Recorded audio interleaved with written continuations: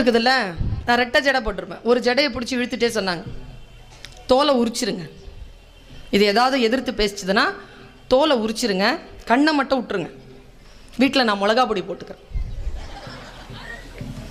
இப்படி பிடிச்சி இழுத்துட்டே போதுங்க. எங்கள் அம்மா அந்த ஜானிஜான்கான் ரோடு முழுக்க போய்கிட்டே இருக்கிறேன்.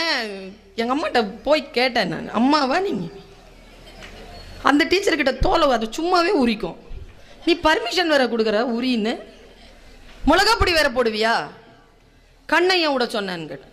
எங்கள் அம்மா திருநெல்வேலிக்காரங்க, இங்கே தான் காயல்பட்டினம், ரொம்ப டெரர். எல்லா அம்மாவும் அப்படி தான் இருக்குமா, அது முக்கியமாக திருநெல்வேலி அம்மா கொஞ்சம் ஜாஸ்தி டெரர். கைத்தட்டல் எல்லா திருநெல்வேலி அம்மாக்களுக்கும் சமர்ப்பணம். டெரரா என்ன செய்ய எங்கள் அம்மா, என்ன சொன்ன அப்படின்னா, ஏன் கண்ணை மட்டும் விட சொன்னேன், கண்ணையும் நோண்ட சொல்கிறது தானே.